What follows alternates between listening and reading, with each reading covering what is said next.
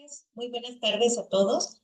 Pues nuevamente agradecer este esfuerzo coordinado entre los diferentes cuerpos académicos y las instituciones que participan en esta ocasión, la Universidad Autónoma de San Luis Potosí, la Universidad de Guadalajara, el Colegio de Jalisco, entre otras instituciones.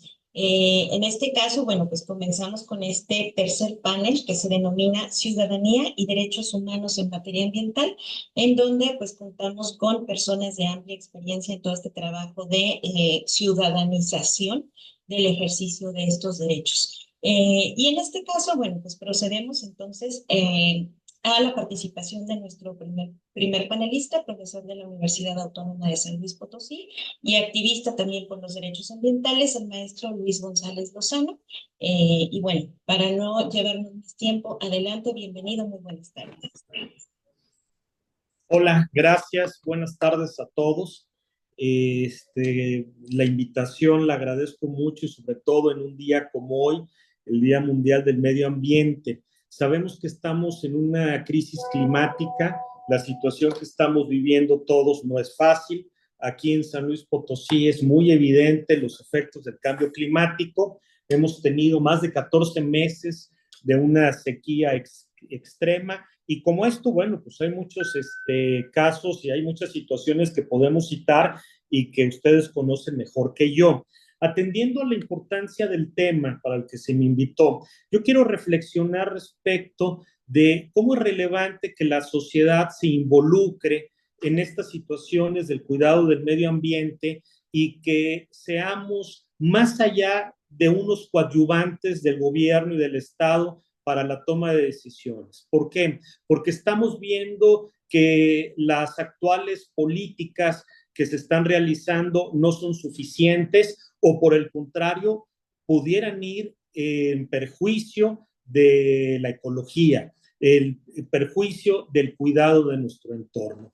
Y entonces, ante este clima tan revuelto, tan complicado, hemos advertido en ese activismo jurídico y social que hemos hecho que muchos conciudadanos, habitantes, vecinos, no tienen muy claro a qué se refiere el cuidado del medio ambiente y muchas veces platicando con ellos pareciera que el cuidado del medio ambiente está en los polos, está en África, está en lugares distantes, ¿no?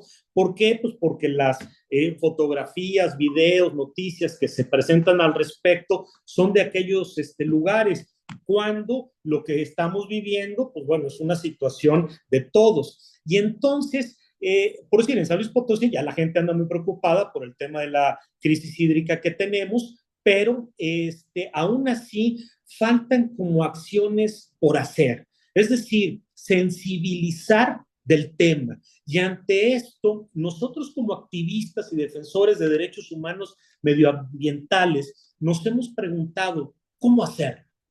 ¿Qué es la mejor forma? Y entonces un primer punto que yo quiero comentar es cómo en este país desafortunadamente se ha normalizado la violencia. Ya es algo normal hablar de 80 muertos, 90 muertos, 100 muertos. ¿Eso es correcto? ¿Una sociedad civilizada debe de normalizar algo tan grave? Pues pareciera que al día de hoy así es, ¿sí? Inclusive cuando la cifra es 70 o cuando son 100, nos sorprende porque bajó mucho, subió mucho, pero un solo muerto, un solo hecho de violencia debería de alarmarnos. Yo veo desafortunadamente que lo mismo está pasando con el medio ambiente. Pareciera que entonces ahora la sequía pues era algo que tenía que venir y ni modo, no puedo hacer nada. Aquí en San Luis Potosí, en la zona metropolitana donde vivimos 1.2 millones de habitantes, hay un desprecio por el arbolado urbano tremendo. Sabemos que el arbolado urbano ayuda a muchísimas cosas y entre ellos a evitar las islas de calor. San Luis Potosí está teniendo calores que no teníamos, no estábamos acostumbrados a ellos, pero fácilmente para una obra pública o fácilmente un vecino porque el árbol le estorba a su cochera, a su vista del negocio, lo que sea, vamos a tirarlo. vamos a derribarlo, sembramos un arbolito y con eso reparo, con eso mitigo. Bueno, esto es una falsedad. Con esa ligereza no se puede tomar una decisión así y entonces estamos llegando a un punto de normalizar las afectaciones del medio ambiente. Y puede ser que esto lo veamos así, los ciudadanos, sin una visión holística, porque no conocemos del tema, porque pensamos que reforestando las sierras cercanas, con eso se va a resolver todo, pero no hay una educación ambiental que sea efectiva, que sea certera, que sea en realidad motivante para que la gente tenga mejores prácticas, para que la gente no desprecie el árbol, el agua que tira, etcétera. Entonces, ante esa situación, ¿qué hacer? ¿Sí? ¿Cómo llegar entonces a la ciudadanía para que realmente tenga interés? Y creo que aquí es donde no hemos advertido una reflexión que sería mi aporte para hoy. Nosotros hablamos como abogados diciendo que el medio ambiente es un derecho constitucional plasmado en el artículo 4. El derecho humano al cuidado del medio ambiente debe de ser para un desarrollo sano. Hasta ahí, pues todo el mundo decimos lo mismo, ¿va? Un desarrollo sano, sostenibilidad, etcétera, etcétera. Pero ¿a dónde nos lleva?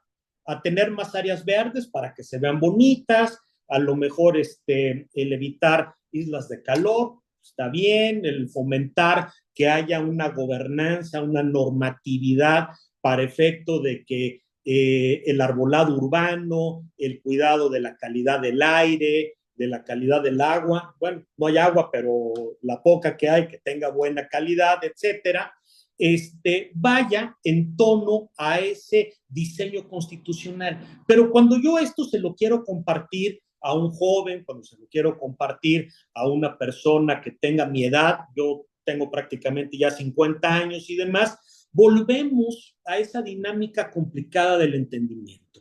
Y entonces, ¿para qué quiero un medio ambiente sano? ¿Para qué lo quiero para el desarrollo? Y entonces hay que ligarlo a un tema de salud. Si yo estoy en un medio ambiente sano, mi salud va a ser mejor que aquellos que enfrentan una situación complicada. En San Luis Potosí tenemos un grave problema con ladrilleras. Hay 130 ladrilleras que están echando agentes tóxicos a la atmósfera todos los días. Esto origina que tengamos muy mala calidad del aire.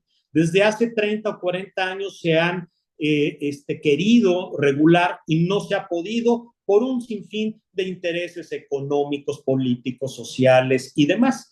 Eso que están aventando las ladrilleras a la atmósfera es cáncer, simple y sencillamente. Yo con la gente pudiera a lo mejor hablar de palabras técnicas, médicas, científicas y demás, pero en la práctica, ¿qué es? Cáncer, enfermedades, ¿sí? Y entonces, si yo ligo medio ambiente con salud y se lo digo en esta educación ambiental a la ciudadanía, puede ser que tengamos un foco de atención. Medio ambiente y salud son necesarios para desarrollarme como persona. Tercer concepto. El desarrollo de la persona es muy importante.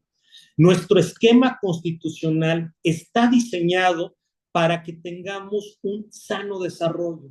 ¿Y qué significa desarrollar a la persona? Que bueno, todo lo que requiere y que le debe de conceder el Estado debe de estar situado en una posición casi perfecta para que yo pueda entonces tener esta edificación como persona. Para lograrlo, pues el Estado no tiene una varita mágica y saca recursos. Hay que pagar impuestos. Y todos de alguna u otra manera pagamos impuestos. A lo mejor no en la forma equitativa o proporcional que dice la Constitución, pero pagamos impuestos. Y entonces, otro foco de atención tiene que ver relacionado con los ingresos, con esos impuestos que pagamos y con el gasto que se hace de esos impuestos para el cuidado entonces del medio ambiente, con el cuidado del desarrollo, salud, el cuidado de la salud, el cuidado del gasto público para yo poderme desarrollar.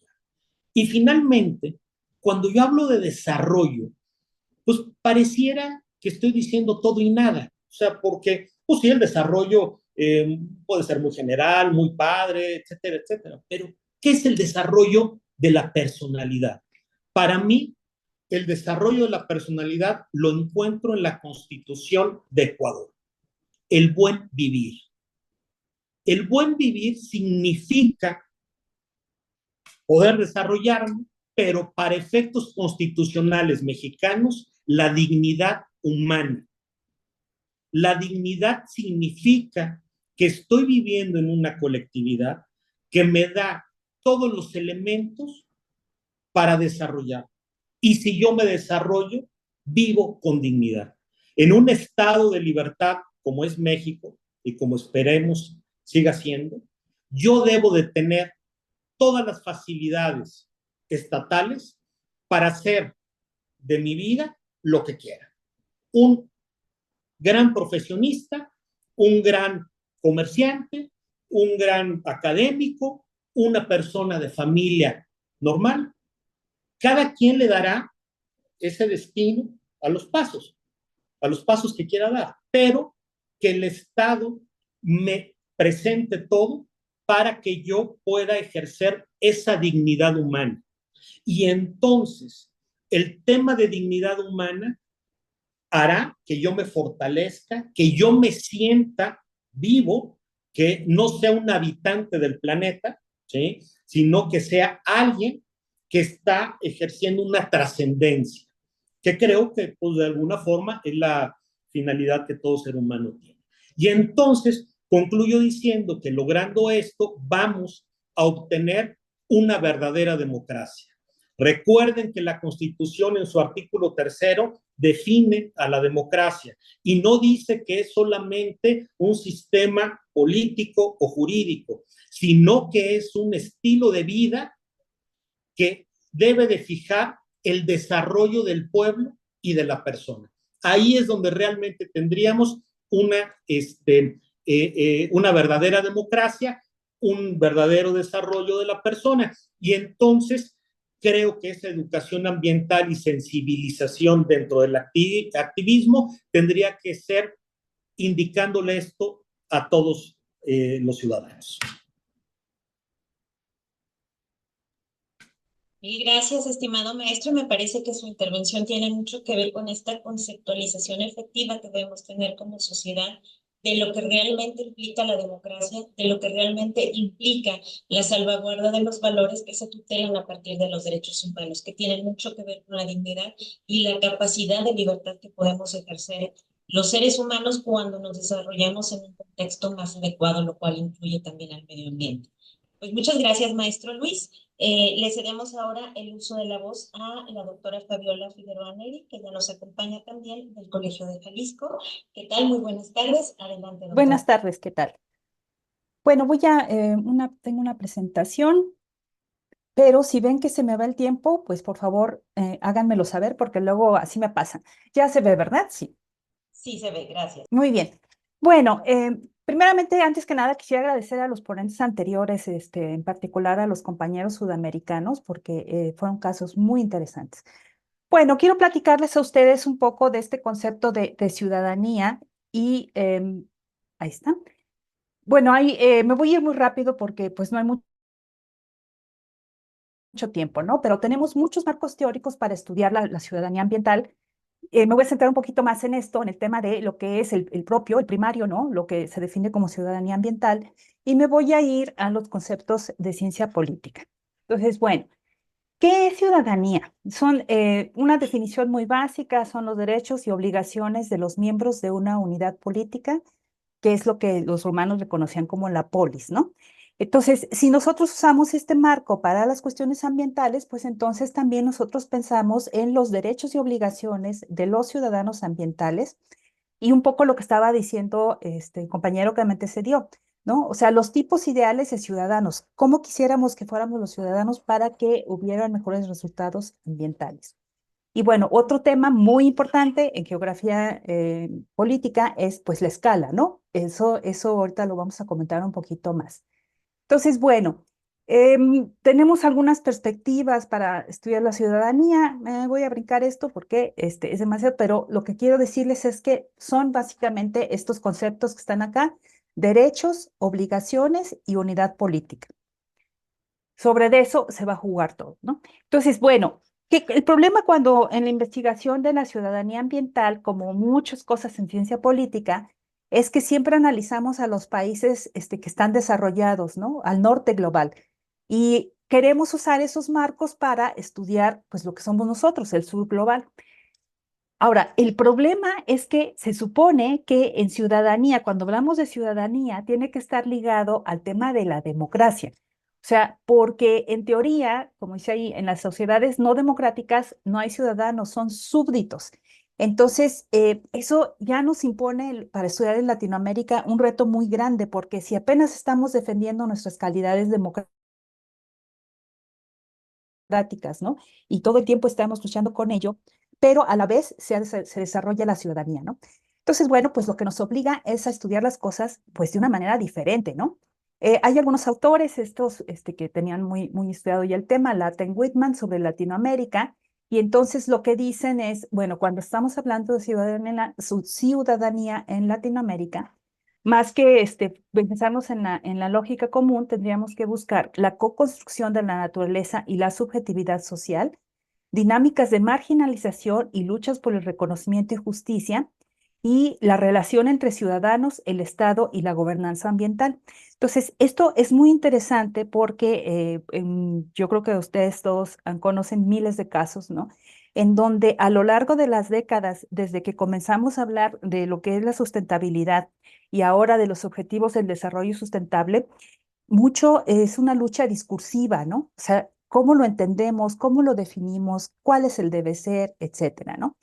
Y tenemos también, por otro lado, los casos, y en los casos siempre vamos a encontrar esos elementos de marginación, y es en esas luchas por la justicia en donde hemos visto el desarrollo de la ciudadanía ambiental, ¿no? Y lo otro que también siempre estamos discutiendo, pues es esa arquitectura institucional, ¿no? El tema de la gobernanza y de cómo tendríamos que replantear las cosas. Bueno, quiero platicarles brevemente de estos casos porque este caso en Jalisco, o los casos que les voy a presentar, espero rápidamente, han sido de varias décadas ya, y hemos visto, los que estamos aquí y algunos de nosotros hemos participado un poco más cercanamente, otros menos, cómo se ha ido construyendo una ciudadanía ambiental en Jalisco, y todo ha empezado con la necesidad de agua de la zona metropolitana de Guadalajara. Entonces, a partir de ahí, la autoridad ha ido proponiendo diferentes proyectos que todos han fracasado, y todos han fracasado por la oposición social. Entonces, ha sido verdaderamente una lucha que además ha ido acompañando a nuestro Estado de la mano justamente de la democracia. Por ejemplo, este primer proyecto, la Zurda Calderón de los 90, coincidió en los tiempos más o menos de la transición, en donde dejamos de tener el partido hegemónico en el Estado y comenzamos a tener un partido de la oposición. Entonces, ya estando este otro partido, que era el de Acción Nacional, el de derecha, tenemos otros casos muy significativos, el de Arcediano, el de San Nicolás, que pretendían hacer unas presas, ahorita lo platico muy rápido, pero la misma ciudadanía los para y les dice, por primera vez quizá en la historia de Jalisco, se empieza a replantear el tema del derecho al medio ambiente y de decir no, porque no está bien para el medio ambiente. Y luego después empieza otro caso que se volvió el más emblemático de todos, el Zapotillo, porque querían inundar 3 comunidades, y es una lucha que duró pues más de una década, ¿no? Década y media, y si no es que más. Bueno, luego otros proyectos aquí, y luego viene el tema del COVID, en donde denota que crece la demanda de agua al mismo tiempo que empezamos a tener mayores periodos de sequía, y pues al mismo tiempo que se denota pues que no hemos tomado decisiones en tema del agua. Entonces, bueno, déjenme avanzar aquí. Es que el mapa. Un poquito para, sobre todo los compañeros que no están familiarizados con nuestro estado, pues nosotros tenemos aquí dos grandes ríos, es el río Santiago, que viene desde lo que es el centro del país, desemboca en Chapala y luego con el nombre de Lerma y después surge aquí ya el río Santiago, corre para acá, etcétera, ¿no? Y del norte viene lo que es el Río Verde, aquí hay una confluencia y esta es la zona metropolitana de Guadalajara. Entonces ese punto uno fue el caso de la primera presa, que es la de Arcediano, en donde pues se construye la presa para que dé el volumen deseado o el proyecto lo planteaba, cuando ya se juntan los dos ríos, que el Santiago es el más contaminado del país y el Verde pues no estaba tan contaminado. Entonces, esto da lugar a una lucha social para el proyecto y entonces surge que es el de San Nicolás. Las sociedades lo paran y entonces dicen, bueno, si no se pudo en San Nicolás, vámonos al Zapotillo.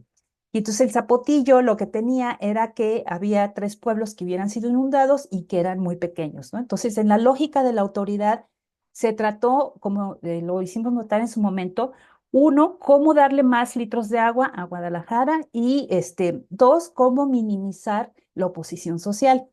Pero pues salió todo al revés porque conforme fueron avanzando, fue más la oposición social y la organización.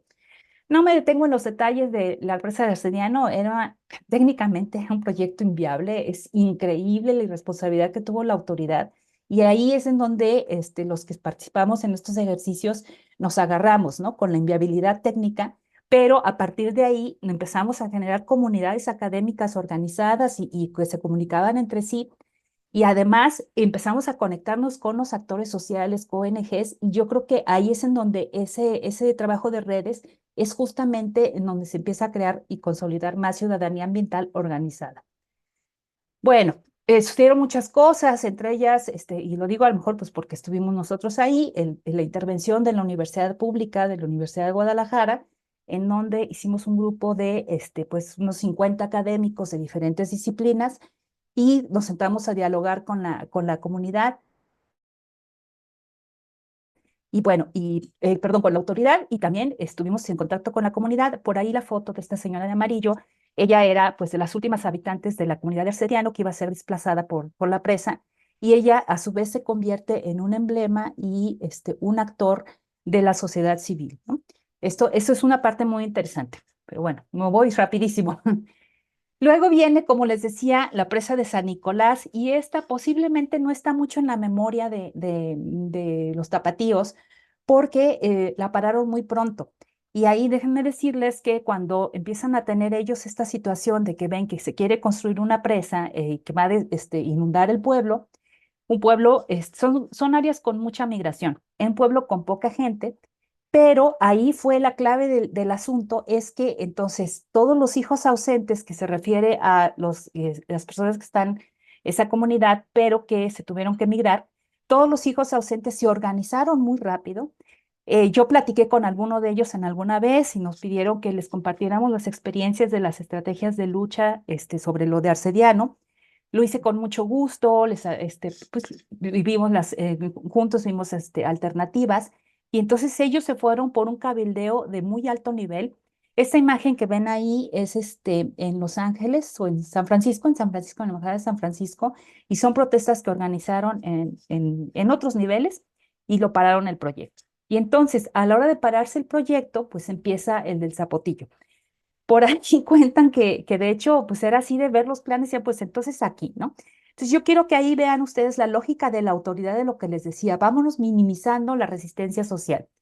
Y entonces ponen el proyecto de Zapotillo que implicaba inundar 3 comunidades, Temacapulín, Casijo y Palmarejo, porque eran comunidades con muy poquita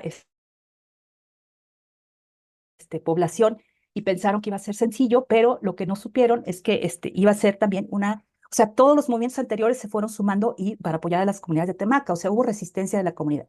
Quiero platicarles que originalmente el proyecto pues era absurdo realmente, ¿no? O sea, era hacer una gran presa aquí, inundar estos pueblos y hacer un acueducto, mandarlo a otra cuenca para la ciudad de León y luego devolver a través del río Turbio, ya se imaginarán por qué se llama río Turbio, a la cuenca de Chapala, Santiago, y entonces está igual que lo de Arcediano, o sea, es un proyecto que técnicamente no es sólido y que implica una inversión fenomenal Y uno se pregunta, a ver, párate, hay que estudiar para qué quieres el proyecto y cómo podemos lograr los objetivos de agua de otra manera.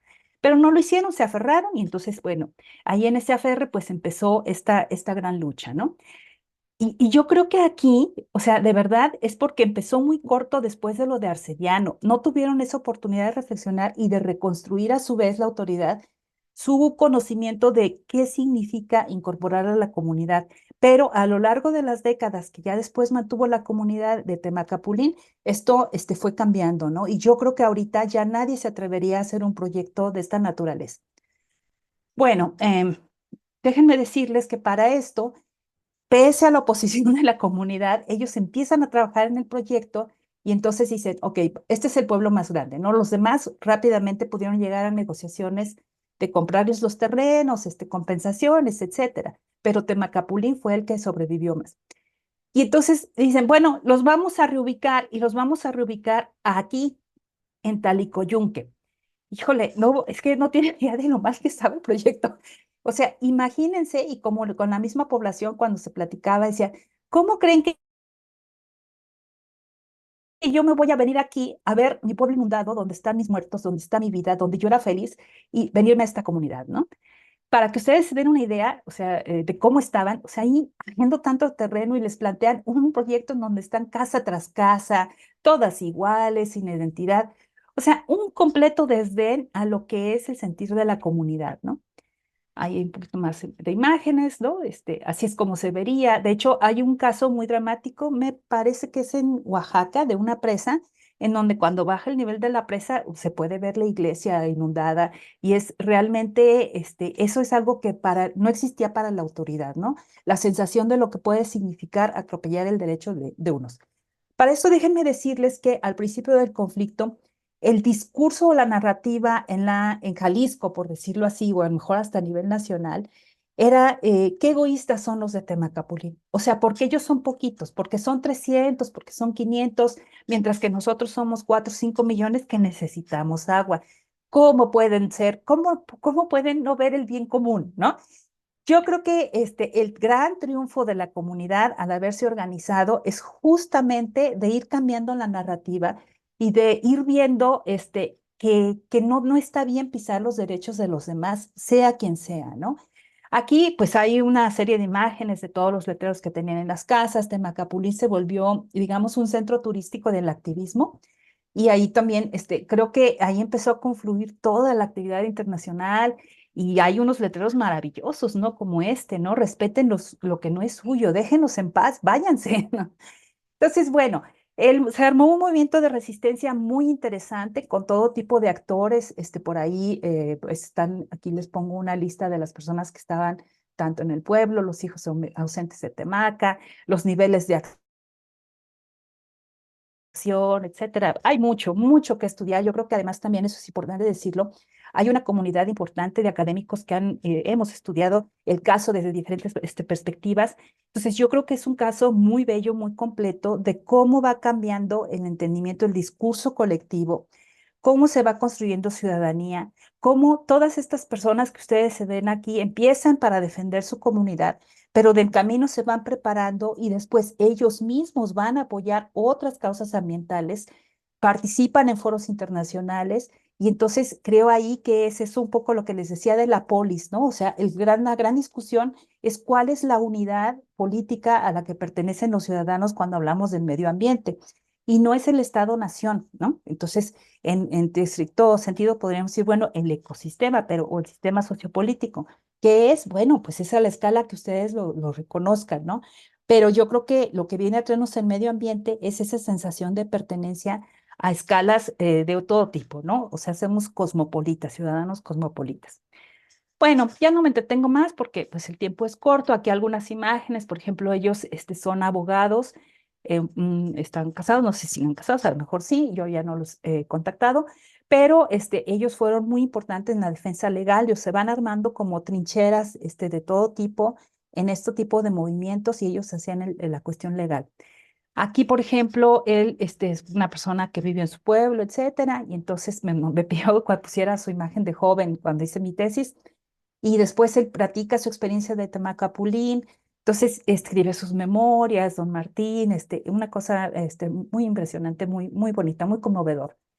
Bueno, ahí está Emma, ¿no? De las tres hermanas, que también ella a su vez, precisamente fue también estudiante de CUSEA, y a partir de ahí Emma se prepara en el tema y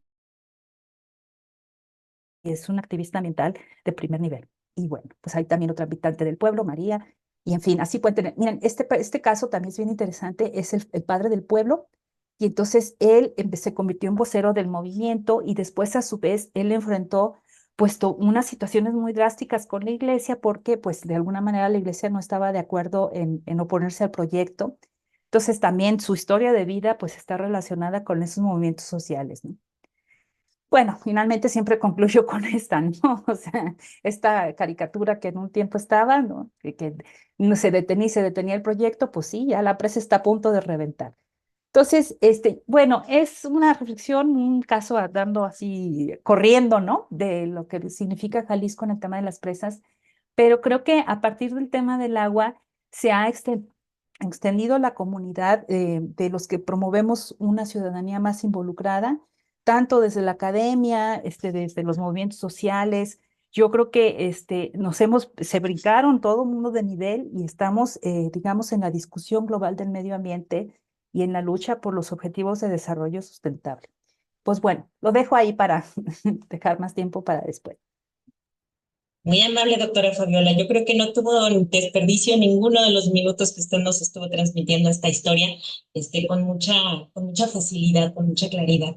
Y me parece que aquí se pone precisamente de relieve esta necesidad de que hay de construir ciudadanía, pero precisamente desde una perspectiva opuesta a la que ha ido tomando todo este tema de los objetivos de desarrollo sostenible. Es importante trabajarlo desde lo local para que influya hacia lo global y por lo general el Estado toma decisiones muy generalizantes, muy precisamente en torno a las mayorías, y creo que también respetar a las minorías y darles esa participación es parte de la democracia, y creo que es lo que no hemos entendido al final desde las diferentes perspectivas y necesidades políticas que se nos van planteando.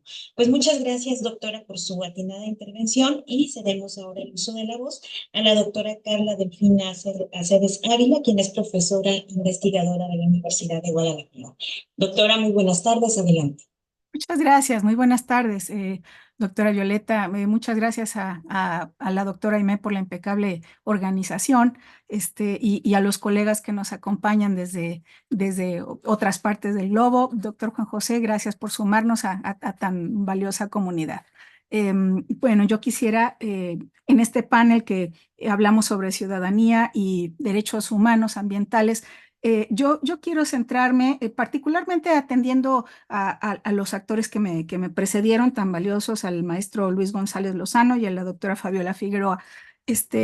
Quisiera recuperar un concepto teórico que se traduce en cuestiones totalmente prácticas, ¿no? El de la democracia ambiental, que la democracia ambiental, en sentido teórico se sustenta en el principio 10 de la Declaración de Río, pero a grosso modo recuerdo pues que consta de tres aspectos primordiales, que es el del acceso a la información pública ambiental, acceso a la participación pública ambiental y acceso a la justicia ambiental. Justicia ambiental entendiéndose en un sentido amplio, en mecanismos para poder proteger, defender cualquier derecho humano ambiental y secundariamente de cualquier otro mecanismo jurídico para poderlo recuperar, remediar, defender, etc.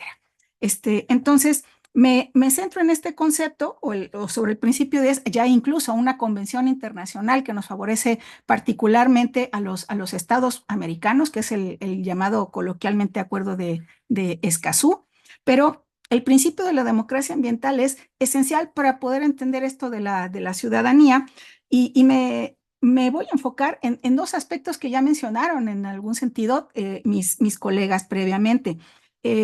Inicio, en razón, cuando hablamos de democracia ambiental, como lo mencioné, acceso a la información, acceso a la participación y acceso a la justicia ambiental.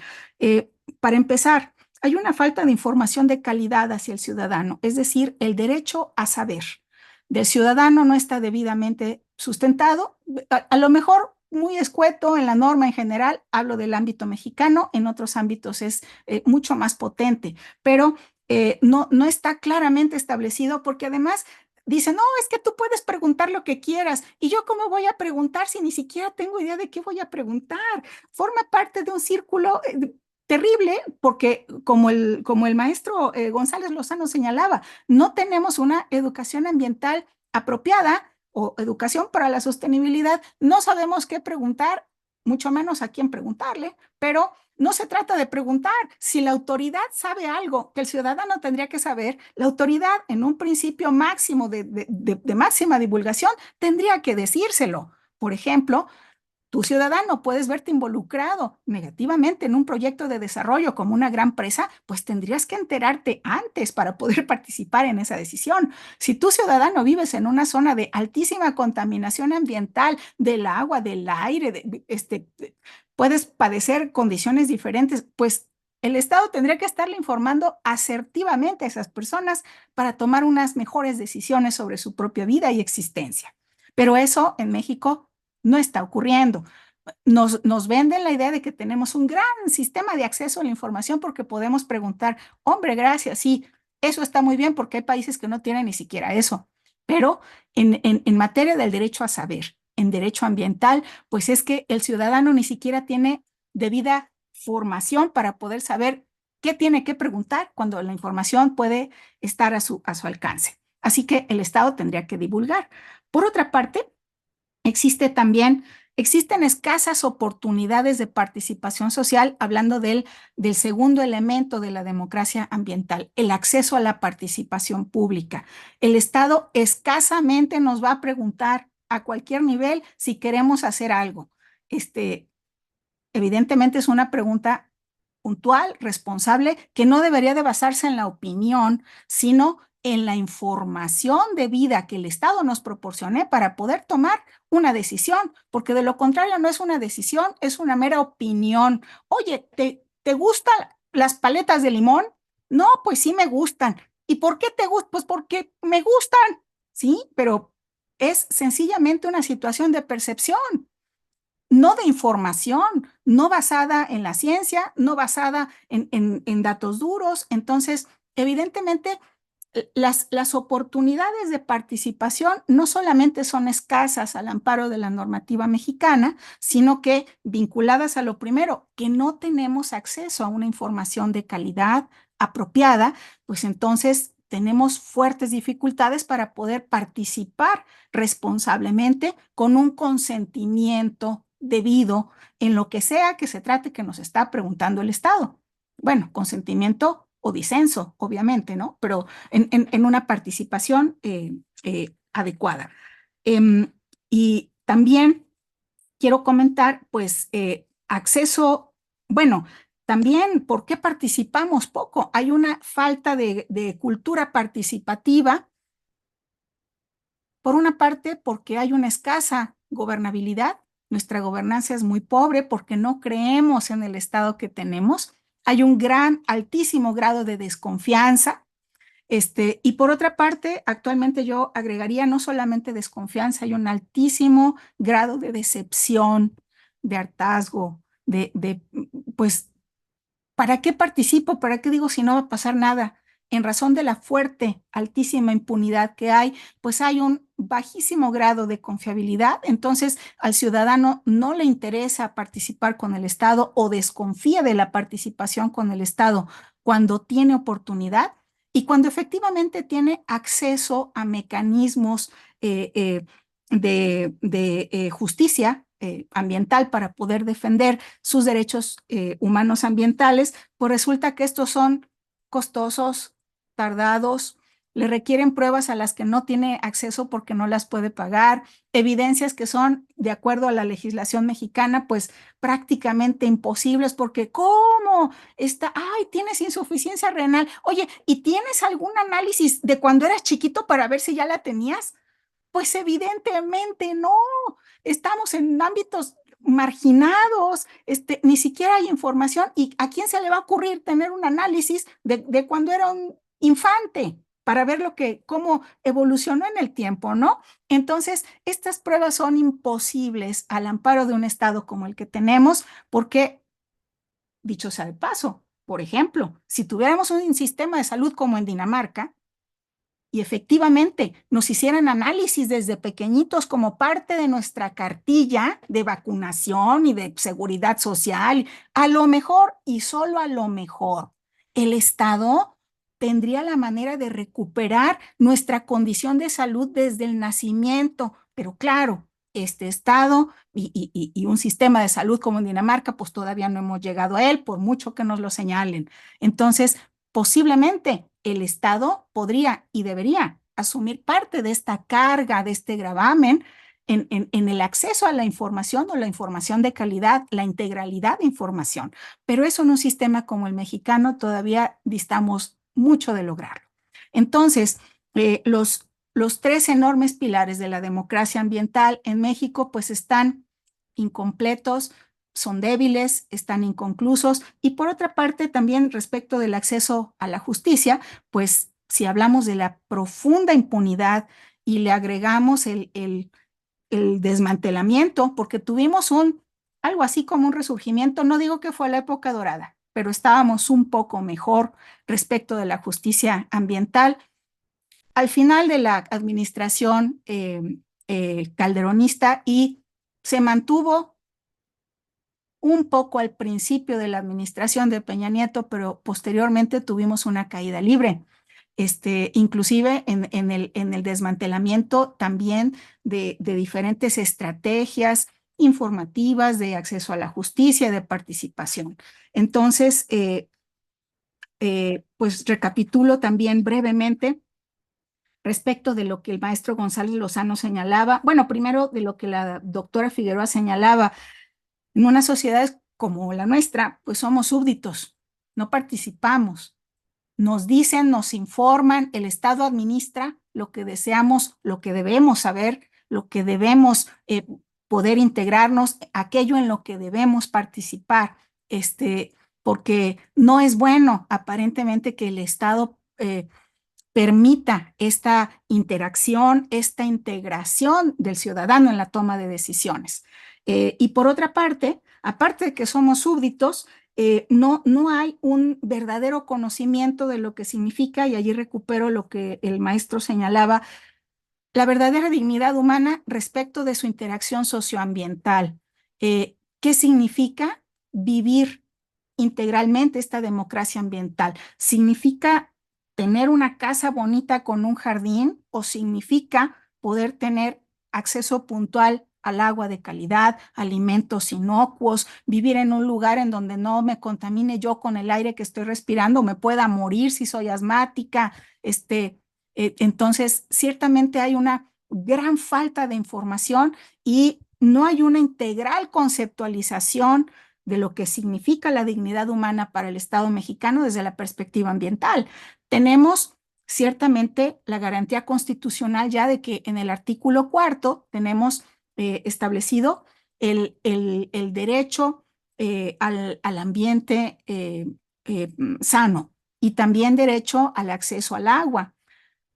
Pero pues son simplemente planteamientos, es una cuestión declarativa que la Suprema Corte se ha dedicado azarosamente a construir.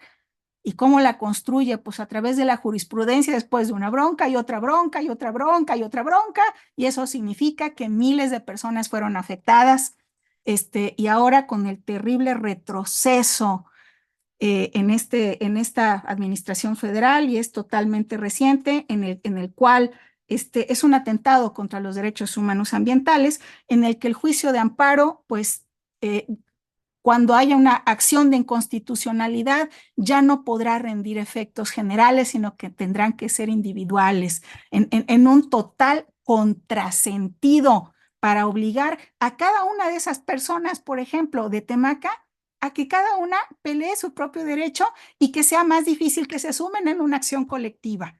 Eso es lo que hubiera sucedido, ¿no? Eso es lo que va a suceder en lo sucesivo si en efecto no hay un retroceso respecto de esa reforma que ya se aprobó.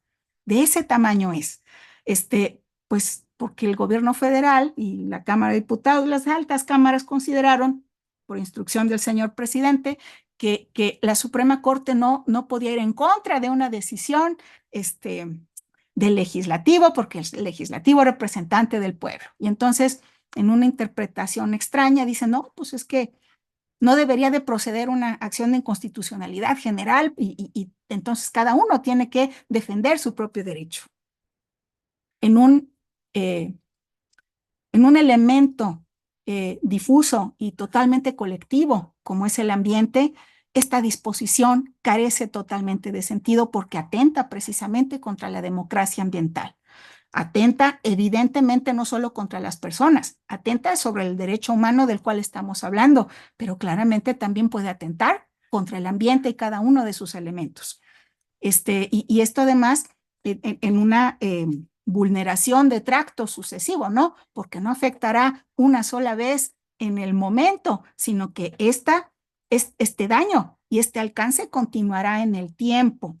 Y esto es algo que no se ha considerado. A lo mejor estoy hablando de aspectos totalmente teóricos en la terminología que utilizo en este momento, pero creo que todos podemos entender que estas limitantes que no permiten o que no allanan la posibilidad de que un ciudadano común, como ustedes, como yo, o cualquier persona que va caminando por la calle, pueda tener la posibilidad de que le alcancen los efectos positivos de una medida de contención del Estado, pues esto nos afecta de manera indirecta absolutamente a todos los ciudadanos. Así que, bueno, yo con esto dejaría mi intervención porque sé que este es un panel rapidito y deseamos dar otra participación. Y les agradezco mucho. Estoy a sus órdenes. Gracias. Muchas gracias, doctora Carla. Y sí, efectivamente, todavía tendremos una pregunta que les invito a los panelistas a que nos respondan de una manera muy breve. Efectivamente, tenemos un panorama bastante complejo frente de nosotros en tema cultural, en tema político, en tema incluso de la conformación y las modificaciones que vendrán en cuanto a nuestro marco normativo para procurar efectivamente una ciudadanía ambiental. Y entonces la pregunta iría en torno de qué es lo que podríamos hacer desde el ámbito de la experiencia de cada uno de ustedes brevemente para poder ayudar a tal vez no revertir, sino ejecutar acciones que tal vez pudieran de alguna manera contrarrestar o atenuar esa inercia, esa tormenta perfecta que se está creando en este momento. Comenzaríamos con el maestro Luis González Lozano en el mismo orden de intervención. Sí, yo creo que la investida que estamos recibiendo los defensores de derechos humanos, principalmente los que hacemos activismo jurídico con la reforma a la ley de amparo que está pendiente de su publicación en el Diario Oficial de la Federación, y ahora con la mala noticia de que se ha roto el sistema de contrapesos en esta democracia y que entonces tuviera una sola corriente la capacidad de modificar la Constitución y de tomar decisiones y que pudiera ser pues mal aplicada o no atendida, escuchando todas las voces. Por eso hay un sistema de pesos y contrapesos, ¿verdad? Que con esto se rompe. Entonces, ante esta situación, creo que debemos de trabajar de abajo hacia arriba, aprovechando que estamos en un siglo o en un momento totalmente digital, donde la educación ambiental que empiece por las organizaciones de la sociedad civil y de las personas interesadas realicen una concientización de que sin justicia ambiental no hay justicia social y que esto entonces nos lleva a que cuidar el medio ambiente, como lo ha dicho la Corte Interamericana de Derechos Humanos, es una de las tareas de cuidado de derechos humanos más importantes, porque sin un medio ambiente, lo demás es lo de menos, ¿verdad? Entonces, ante esta situación, creo que enverdecer la Constitución, pero promovida desde la ciudadanía, para que con redes sociales, para que de una forma digital, para que de una forma como ahora nos comportamos como sociedad, WhatsApp, Facebook, redes sociales en general, hagamos esa conciencia a fin de que se sepa que la gobernanza es importante, que enverdecer la Constitución era el gran reto que tenía México y como bien lo dijo la maestra, se quedó estancado y más en este sexenio, ¿sí? Y entonces, llevar de la mano el tema económico para efecto de decirle al ciudadano que a él, de su bolsillo, de sus impuestos, le cuesta mucho dinero cada asunto ambiental que se lleva a un juzgado de distrito, a un tribunal colegiado, a la Suprema Corte. Es decir, no solamente es una cuestión de que hay que cuidar el medio ambiente en general, sino que la falta de cuidado del medio ambiente, además de que te daña en tu salud, en tu persona, en tu dignidad, también afecta tu bolsa. ¿Por qué? Porque todo esto tiene un costo que acabas pagando tú y que muchas veces son cuestiones de simple voluntad política o son cuestiones de que por parte de la autoridad hay una ignorancia ambiental tremenda que solamente falta que la gente se hable. Parece que vivimos en la Torre de Babel ecológica y tratando de unir todo, ¿sí? Cada quien dentro de sus trincheras, hacer esta conciencia pudiera originar, sí, enverdecer esa Constitución. Excelente, muchísimas gracias. Damos ahora la intervención a la doctora Fabiola Figueroa, por favor. Sí.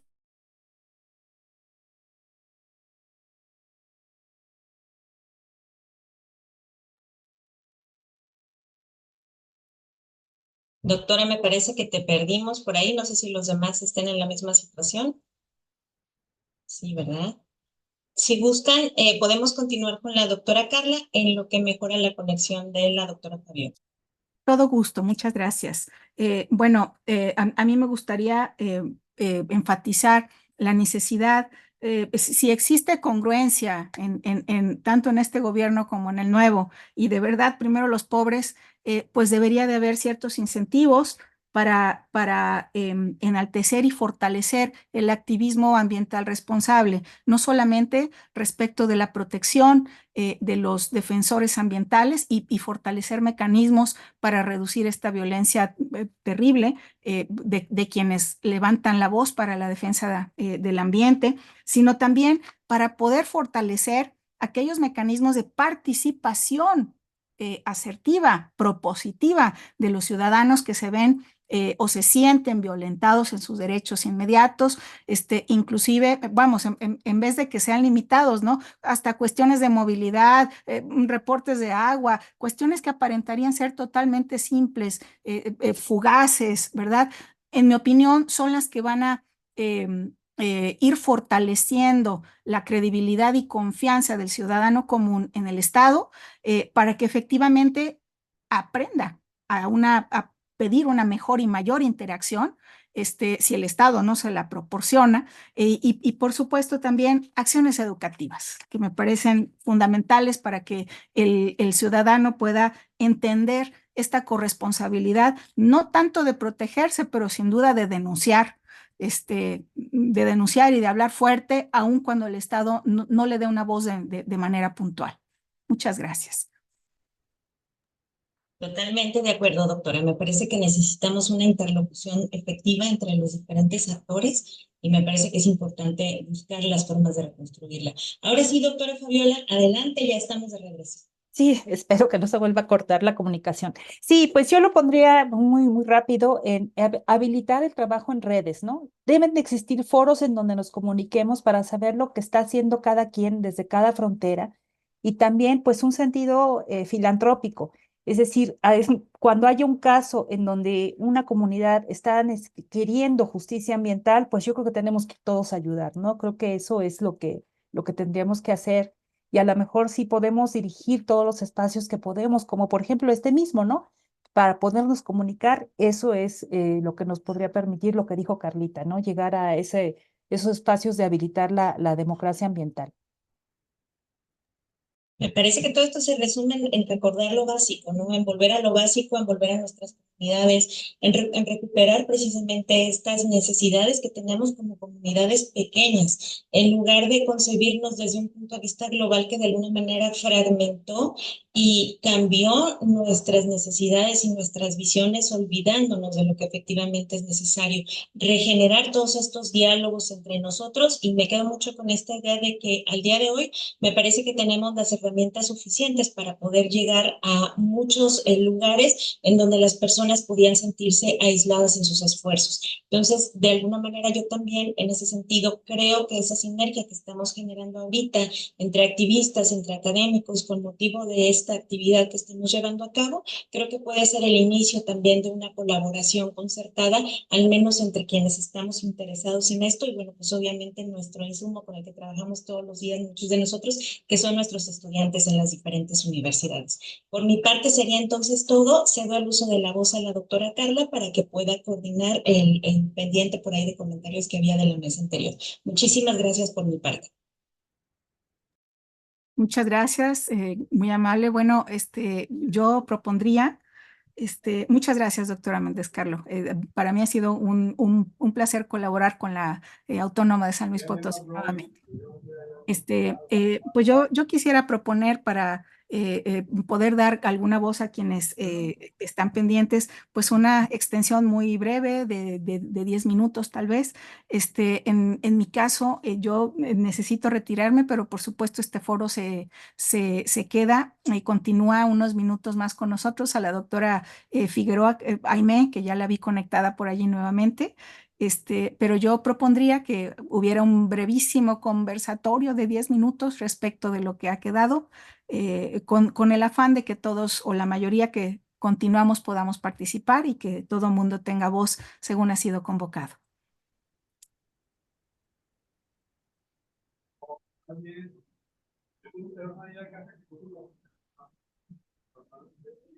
Doctor Juan José.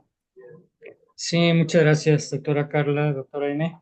Bueno, yo quisiera nada más para terminar, los colegas de Colombia, la doctora Flor Amparo y el doctor Leonel Valenzuela y el doctor Hernández de la Autónoma de San Luis Potosí, tuvieron que retirarse, pero está la bióloga Elizabeth Rodríguez, también de Colombia, de Ocetis Boy, está el doctor José Luis Ortiz, y está también la maestra Karen Nayeli Suárez. Y yo diría, nada más les daría una pregunta para detonar en 2 minutos un comentario final a partir de la pregunta. Y sería justamente con el título de este panel, este segundo panel, cómo acelerar la participación de los empresarios del sector primario hacia la sostenibilidad. Si gustan, igual de la misma manera en el orden en el que hicieron su presentación. Maestra Karen, adelante, por favor, 2 minutos. Muchísimas gracias, doctor. Bueno, yo creo que aunado a todos los súper interesantes temas que comentaron los participantes, creo que aquí hay un papel muy importante que juegan los gobiernos, que juegan las legislaciones, incluso la iniciativa privada también, en el cual se tiene que apoyar lo que son las leyes de sostenibilidad, incentivar al sector privado también para que puedan tener esta oportunidad. En muchas ocasiones hablamos del sector privado y se nos viene a la mente grandes empresas, pero recordemos que también hay pequeños productores, hay empresas pequeñas que aportan mucho también a la economía, en este caso de nuestro país. Todas las pymes aportan fuertemente y en muchas ocasiones son las empresas que también no tienen los recursos necesarios para poder implementar este tipo de prácticas o requieren algún tipo de orientación profesional que no es barato tampoco. Entonces, yo creo que es una parte muy importante la colaboración del gobierno y aunado con todo lo que justo nos acaba de comentar la doctora Carla, una participación ciudadana y también respetar los derechos de todos los ciudadanos para que estos mismos también puedan tener un acceso a la información y por ende tener interés tener interés y generar demanda por productos más sostenibles, que al final de cuentas esto es lo que va al final impactando y detonando tanto la producción de productos sostenibles en todos los ámbitos, en todo tipo de comercio y por ende pues mayor oferta de los mismos. Ese sería mi comentario, doctor. Gracias, gracias, maestra Karen. Bióloga Elizabeth Rodríguez, adelante, por favor, 2 minutos. Sí, buenas tardes. Yo creo que lo que comentaba la doctora Nayeli es muy importante y vale resaltar que las iniciativas que mostré de los piscicultores del lago de Tota han sido iniciativas de empresa privada, son empresas medianas y grandes. Ahí tenemos exportadores de trucha, pero también tenemos una asociación muy pequeña que tiene solamente 12 jaulas en el lago. Entonces, y como asociación, ese trabajo en equipo interdisciplinario con apoyo de asesores internacionales.